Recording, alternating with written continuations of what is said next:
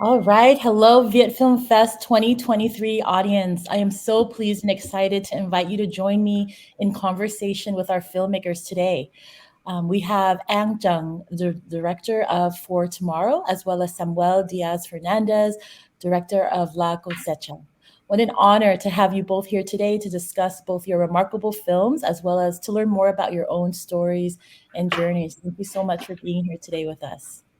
So, filmmakers, just to sort of get us started, could you please introduce yourself?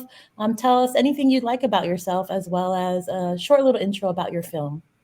Um, Anne, would you like to go first? Sure. Thanks so much for having me. My name is Ang. I actually was born and raised in Indiana, and I later moved to Los Angeles, lived there for a number of years, and then went to Vietnam. Was living there for a few years, and where this project came my way called For Tomorrow, and it's a feature documentary where we follow just everyday people. Some of them are self-taught and untrained, and decided to make a change in their community by finding a sustainable solution. And we filmed in 9 countries during the pandemic. We used local crews, and I directed over Zoom. But it's a uplifting film, just about where we can find potential and how we can look at innovation differently. So yeah, I'm really excited to share it with all of you. Awesome. Thank you. Samuel? Yeah, my name is Samuel Diaz Fernandez. I'm Colombian. I have lived in the U.S., in Switzerland. I lived for a period of time in Southeast Asia, and so some of my time was in Vietnam, actually, with my partner, who is also in the film, Ivong. She's both the writer, the producer, co-directs many of our things, but she's also my life partner, my wife.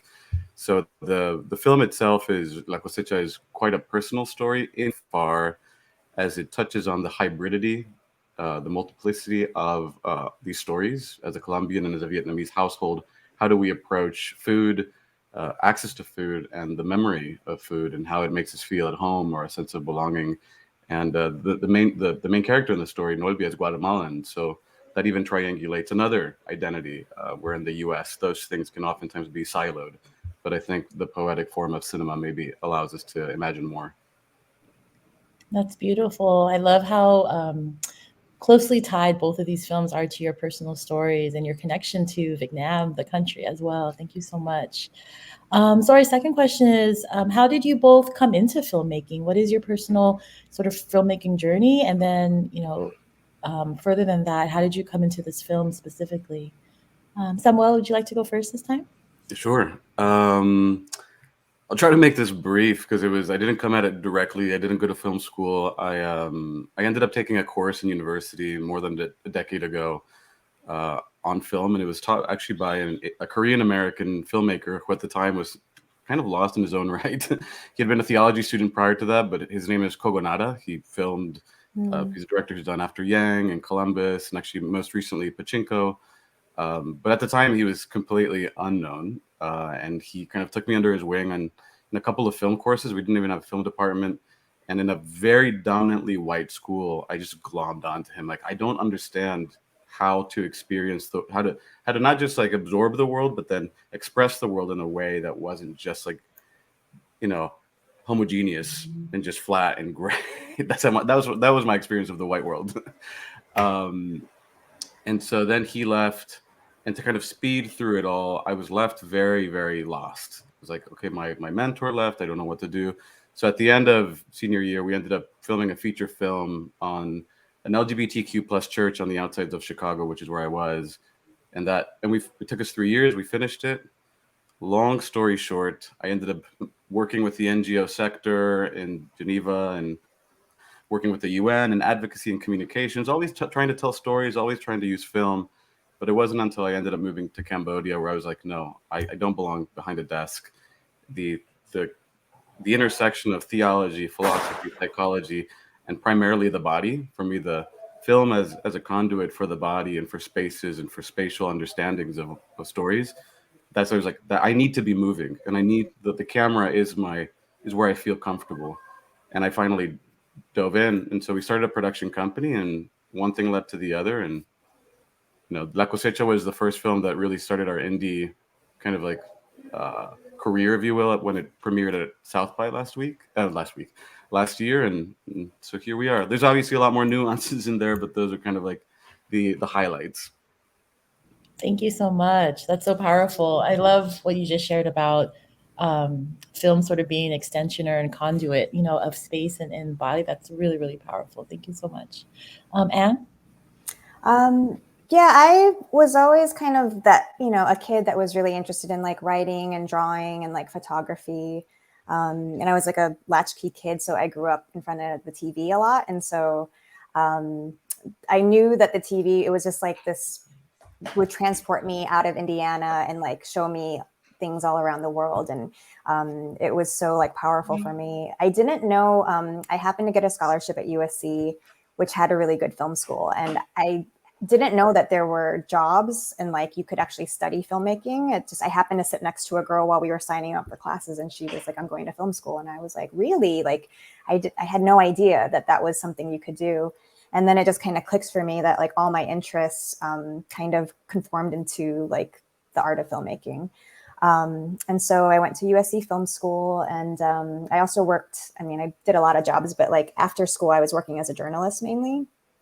And I also produced for other directors, like music videos and short films when I had time. And yeah, that's really how I got into filmmaking. And then as far as directing with documentaries, it is an extension of like journalism. And I've always been a big observer and just studying. Like I love doing portraits of people who are, aren't the loudest people in the world. The person that's kind of being quiet in the corner, that's always kind of who I gravitate to and want to like know more about them.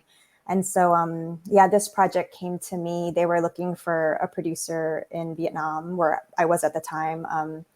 And originally they just wanted me to do like the Vietnamese segment. And then we started talking more and more about the themes of the project, and they didn't have a concept at the time. And they asked me to pitch for the whole thing. And I did, and then I got it. So it's one of those things where the project found me, but it ultimately was, if you look at like my past work and all the themes that I like to cover in my work, it all just kind of converged. And it was like a dream project that came to me.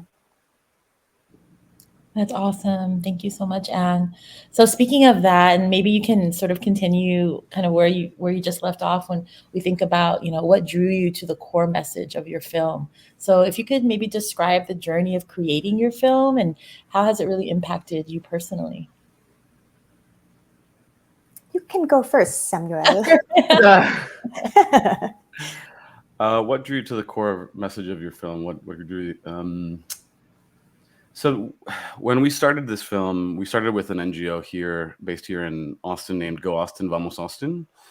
And it was around the topic of food access. And oftentimes when we work with NGOs, non-governmental organizations, there is this desire to approach things statistically, problem-based, like here's an issue and here's something that's being done about it. And here's like kind of like at scale, this is what it looks like. And here's a solution, hope. And our approach is a little bit different. But at the time, because the pandemic kind of slammed down upon the world and locked everything down, I think most filmmakers just had to scramble. We lost 70% of all of our work overnight because most of it was in Japan, Vietnam, Cambodia, the Philippines. So not only are you just like, I can't film anymore, like physically, I can't actually be proximate, but at the same time, I'm trying to scramble just to put food on the table, ironically. So it took us a while to kind of, we had those two challenges. And then the third challenge was just structurally, we just couldn't crack it. So for a while, so there was a moment where and she's going to come up a lot in the interview because I wish she was here actually, being Vietnamese. She's right now in the South Texas Film Festival representing La Cosecha, actually. But it wasn't until we found Nolvia, really, that things really clicked.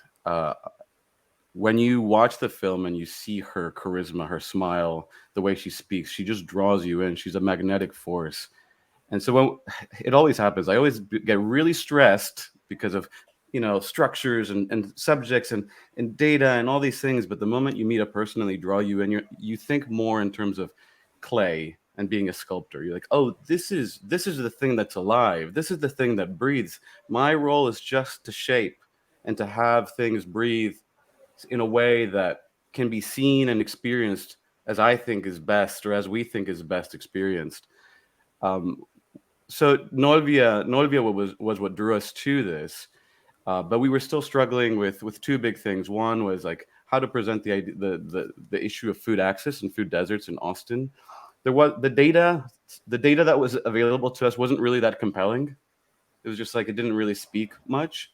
So we're like, how do we put that in? And secondly, we were like, we don't really like to do straight up NGO videos.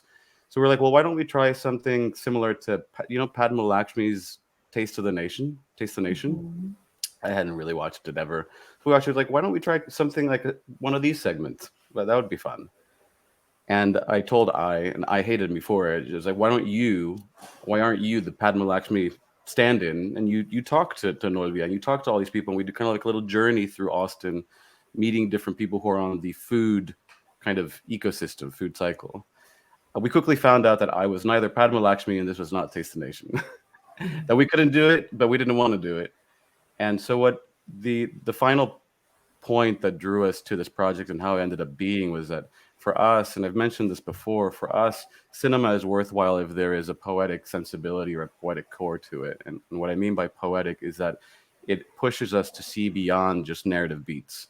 It actually touches on the core of something that goes beyond our cognition, like saying like, oh, I get this story, I can close it in at the end and I'm done. I can dispose of it, archive it, put it on the shelf. I felt the thing and I moved on.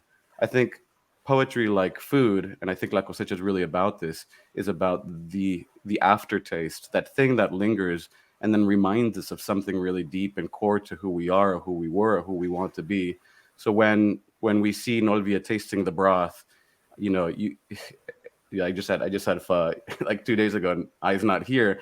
I was sad, and I was just like, I need some pho to remind me of our time in Vietnam, of home. I need to remember my family. I need to. It's funny that it's pho because I'm Colombian and I should have been having ajiaco.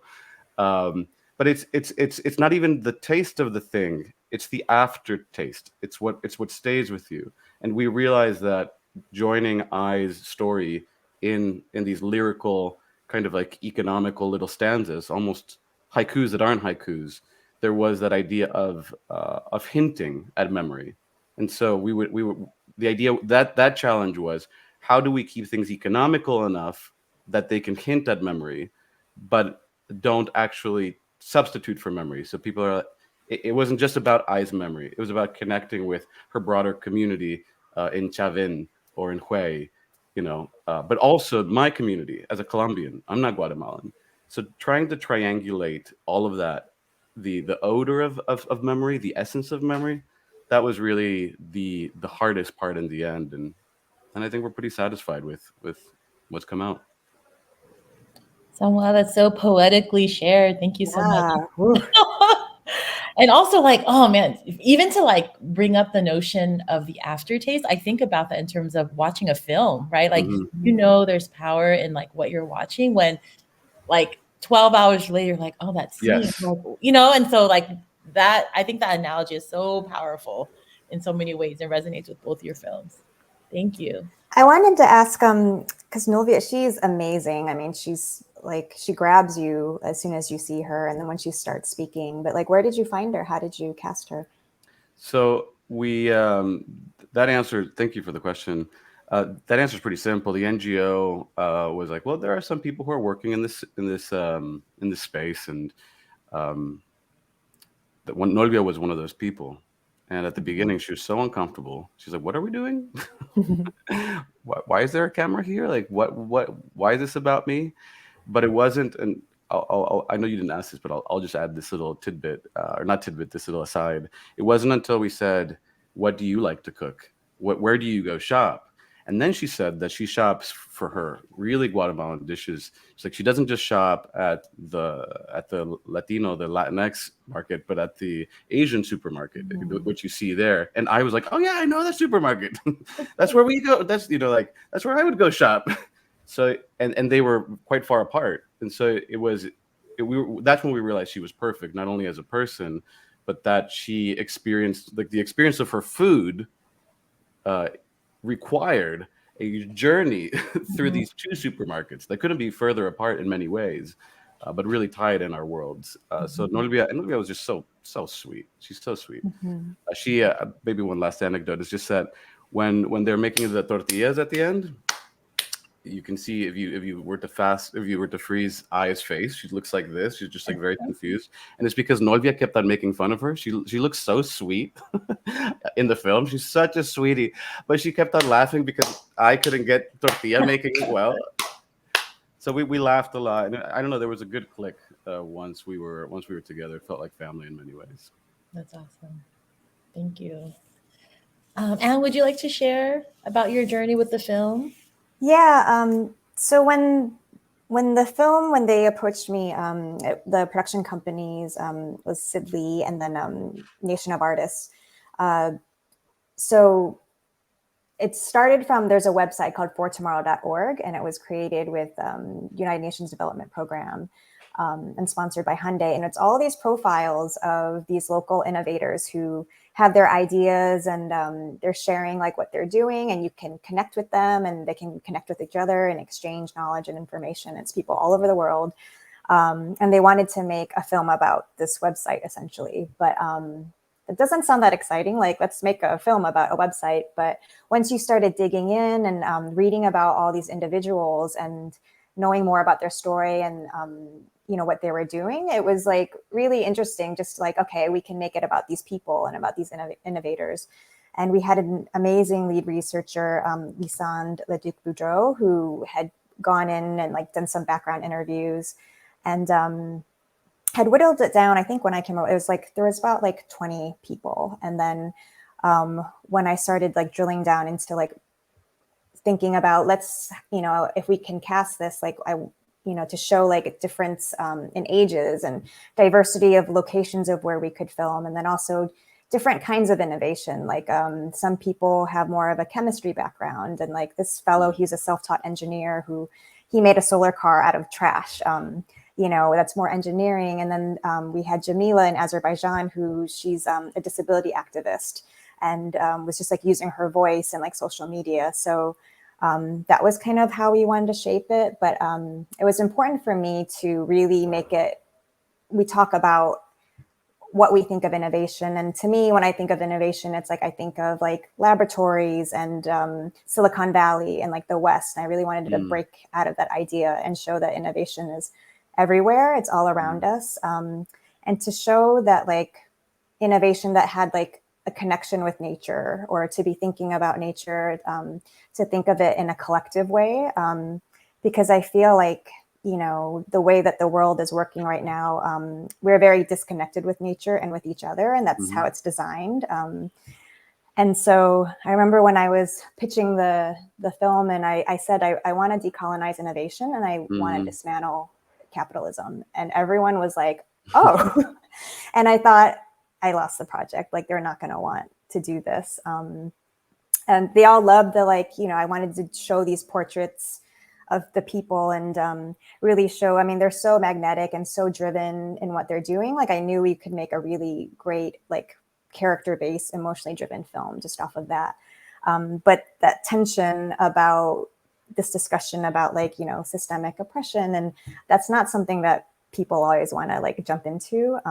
But then when they came back to me and they said we want to make this film. And so yeah, that was really how I thought about it. And I really wanted to make sure that we interwove these stories. We shot in 9 countries and just really show that we're connected, that even though all these people are all over the world from different walks of life, they're not that different from you and me. And it was important to kind of, go in and out of the stories and just have this interconnection through the editing as well. That was pretty much, I think I answered everything.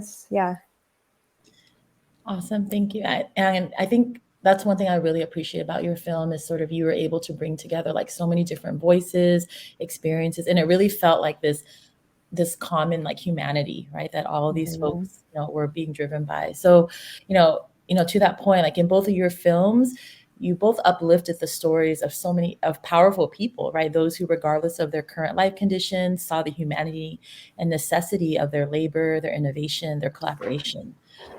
In For Tomorrow, one of the respondents shared, minds on the margin are not marginal minds. This is so powerful. Innovation centers a very specific segment of our society, right? Those those who have specific access to influence and visibility. I think this statement rings true in the ethos of La Cosecha as well, as the film highlights and interrogates who gets to be the expert and innovator in food justice. So minds on the margins are not marginal minds. What is your resonance with this truth through your filmmaking journey? Samuel, would you like to share? Anne, are you ready first? I'm still thinking. Sure. Yeah, that quote, that's from Dr. Anil Gupta, who's in our film, who's amazing. And he goes out on these walks in India in like little villages, and they just walk step by step, and they just look for people like, what is that guy tinkering with over there through these farms and villages? And they just try to say, like, who is hacking this together, and looking at that as innovation. And I mean, when he talks about that, it really makes me think about how we overlook people, and who do you think is wise and who do you think is an expert? And it really makes you rethink of how we view people, and really how we view people who are economically challenged or where they're from. And I think also for me, as someone who's like a small Asian woman, you get overlooked for a lot of things. I mean, when you think of like a film director, people don't see this usually. And so from that point, it's really about like seeing people and valuing them and like their ideas. And also in a lot of these countries that we were filming in, I think like a lot of the media kind of sees it through a lens of like pity and despair, and that they're places that you give charity to, not like that they're already sources of like inspiration and innovation. So yeah, that was really important for me to like really show, just to show this. It's not just about a lot of these people have the answers. We just haven't been listening, and it's time to listen. Thank you so much, Anne. For me, I can share what's coming up. I don't have like a direct answer to this, but I can like the breadcrumbs that are showing up. When I read that statement, minds on the margin are not marginal minds, I see a statement that is about not essentializing people. This is how we define people. But secondly, it's a statement about space. It's like a margin is a delineating factor of what is at the center. It tells us that there is a center and it's undefined, and somebody is at the border of that. And to be at the border means that there's scarcity, that there are less resources, that you are an afterthought to whatever is happening at the center. And I think that film has the power to kind of nullify that idea of space in many ways. The industry doesn't. So we can talk about what it means for the industry, for algorithms, for what's happening, everything that's happening right now with streaming, that some things are shown, some things are not shown, what's showing at film festivals, what value or hierarchy any of this is given. But when a filmmaker goes and trains their camera on somebody's body, and this is where I would change almost the word mind for body, their body becomes essential and fundamental and the core, the epicenter of our experience. And I think if our body is kind of like the place that houses all our senses and our capacity to experience the world, that is why I'm addicted in some ways to film, because it reframes our capacity to experience the world. And the person who views it, if they're mindful and they want to, and they're open to attuning themselves to this experience, they might come out transformed. That for me is really the hope. So for me, the idea of minds of the margin are not marginal minds. So let's go back to that first part. Yeah, that is making a statement about decentering, about not believing that people who are either living in poverty or low income or are unhoused or hard to access places, as the UN likes to talk about, hard to access for whom? For themselves? So all this terminology can be incredibly pernicious in how we alienate or isolate people even before we've ever encountered them. I think it's just alienating language, and I think this statement tries to bring us back to it. As it relates to my own filmmaking journey, I think when I have the camera, I feel like it's almost an act of mindfulness. I know it sounds really cliche, but it forces my body into a space where for a brief period of time, I have to wonder, what does the space and time mean for this person? It decenters my experience. It decenters my Western experience in Austin, Texas, or it decenters my memory. It really means that the margin suddenly becomes the center and it becomes the whole. And I think the hope as a filmmaker is to be able to provide that to an audience, but also to inception. I mentioned again food, right? The best food stays with you and makes you think that taste profile is possible. I want that again. I want to experience that again. And that decenters. That changes something from being marginal or a postscript to being something that is dominant and something that can be played with and be like, yeah, this is valuable. Let's program this. Let's show this again. So there are practical implications to all of this poetic mumbo jumbo that I'm just kind of spewing endlessly. But it means a lot. It means a lot to the form, to how we do film. Film on its own doesn't do that. I think it's how we film also, and how we present, and how we edit, and how we structure things that also has the capacity to decolonize and dismantle capitalism. To follow on. Hey.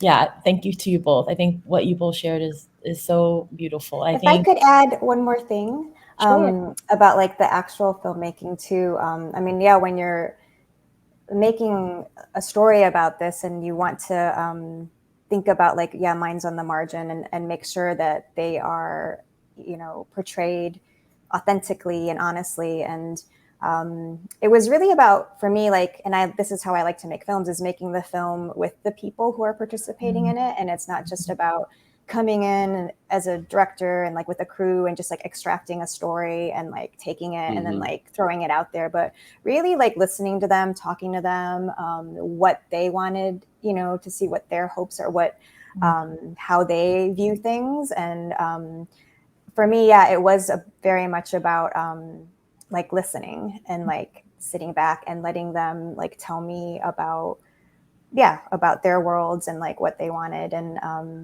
And yeah, it's very humbling. And yeah, I'm so grateful that I got to do this. I love that, Ang. And I think one of the quotes from one of the respondents in your film talked about innovation shouldn't be about collecting, but about connecting and collaboration. So I think oftentimes, like you said, it's very much very, very transactional, right? In terms of how we come into spaces. And I was going to say, and I think that is the hope for Viet Film Fest, right? That, you know, having a film festival that really centers the sort of, it's not a monolith, our Vietnamese community sort of perspectives and lenses. So I think that's why it's so powerful that both your films are a part of our festival, to sort of bring that to light. So on the same wave that you just shared, and my next question is that, you know, both your films reframe our understanding of access and resourcing, that in order to drive substantive change, we must recenter those most impacted and bring them to the forefront in the center of our change work. So what has been the response to your film so far? So that's the first question. And then based on that, what other stories need to be told to continue this narrative change? And do you want me to jump in? I was unfair and I threw the last. I was like, oh, and there it goes. Yeah, go ahead. Yeah, please. The response to our film has been varied, but I think the one that moves me the most has been when people come up from, you know, Iran, Pakistan, from Bolivia, and they're like, when I saw those big hands making tortillas, when they were talking about their food, I remembered my country, I remembered my continent, and people with tears in their eyes. And that's it's not the reward is not the tears themselves. The reward is knowing that something that memory was tapped into, and that love for country and for home, for land, was also tapped into. That gets really complicated because for people who have an association to land, I know that with Vietnamese communities where that might be very complicated, second generation, third generations Vietnamese American or Colombian Americans, that starts to get really an interesting conversation around what are we connecting to, right? Am I connecting to Little Saigon or to Houston as my land? Right. So that's an interesting conversation for later. In terms of the second part of the question, what other stories need to be told to continue this narrative change? I don't know the answer to that question, because I think the answer is just like, I mean, the cliche answer would be every story, but that's not really viable. And I think for me, it's less about, on one hand, it is about the particularity of stories. So it's like my mom's story, your mom's story, like everybody's stories to some degree deserves to be told in an essential way. I think the question is, what do we need right now? What do we need to hear for this moment of transformation in the US or worldwide? What do people need to experience in order to tip the threshold of their indifference? So I think when I think about the question, whose stories should be told? Everyone's. What stories do we need as a society right now? Well, that's a strategic question. Every community needs to look at themselves and be like, what stories do we need to tell right now that can actually speak and cut through all the noise so that a different way of experiencing us is possible? And I think that's where, for me, it's less about the stories that need to be told from just a representation perspective, but the way in which we tell our stories. Because oftentimes the way we tell our stories as people of color and communities of color pander to white audiences or to Hollywood audiences. We tokenize ourselves in order to be visible. Like, here are the touch points of all of our communities. Like Encanto is a good example. The Disney film about Colombia. It's beautiful. I loved it. But it is giving everybody like the ethnographic tourism experience. And it's actually done quite well. It's oftentimes not done well. So I think the question of which stories, it needs to be followed very quickly, but how are we telling these stories and what do we want to, because cinema is ultimately an experience of intimacy with something previously not known. I think the question is, what do we want to reveal of ourselves and of our communities that might provide that transformation in real world terms, but also in terms of art and poeticism, not just impact in impact terms. Right. Thank you, Samuel. Yeah, like going off of what you just said, I've been thinking of that a lot, just because, like, more and more we have this democratization of filmmaking tools, and anyone almost can like shoot something and broadcast it and get it out there and put it on social media. But there's just so much, and there's so much noise, and how do you cut through that? And I mean, even with my film, like it's available online on Amazon. We had Daisy Ridley, narrate. BTS like tweeted about it, which was great. It's still so hard to get people to sit down for an hour and watch a film about grassroots innovation, and so like, I think more than ever, it's really like, who has control of like showcasing this and curating it. And I think that's why it's so important for like festivals like Viet Film Festival to, because the access to the audience and being able to share it with them, and almost even, just getting it on people's radar, and is so important. So that's been something that I've been thinking a lot about. The response to my film, it's been overwhelmingly like positive, and like people say that, it's inspiring and they want to be moved to action. And I think someone had said recently, like, in this day and age, it's so easy to be like jaded, and like it gave me hope for the first time in a while. And that's kind of stuff that you dream of. And I've had, it's just a couple of times where like people were like, you should have taken down more of the establishment in your film, and you should, and it's like, that'd be great. That's like another film. And this film was about these amazing people and what they're doing. And I love that, my film has somehow, it's made people like smile, and some people have teared up, and it's actually made some people a little bit angry about how things are. And you want to have that kind of like action, and for people to be thinking about these things afterwards. You don't want them to be like, oh, that was nice, and like they forget about it. So that's been great. As for like, other stories needing to be told, and like I would say one thing that like just recently came to mind, because Jamila, who's in the film, and she's from Azerbaijan, and she's in a wheelchair, and she was so happy to be included in a film that had physically abled people, because she said normally the only people that are interested in these kinds of stories are they know someone who has a disability or they have a disability. And so to be included in that and just to be kind of presented as like another innovator, she said like she loved that. And I hadn't really thought about that. And even like the other Emmanuel, who's in Sierra Leone, he's like, it's so cool that like, yeah, normally people who just want to know about stories about Sierra Leone or Africa, like, you know, that's just, but like we're getting people from Vietnam who like know about his story now. And so this mixture and like cross, you know, I guess collaboration of like voices and from, I think that's been really interesting to know.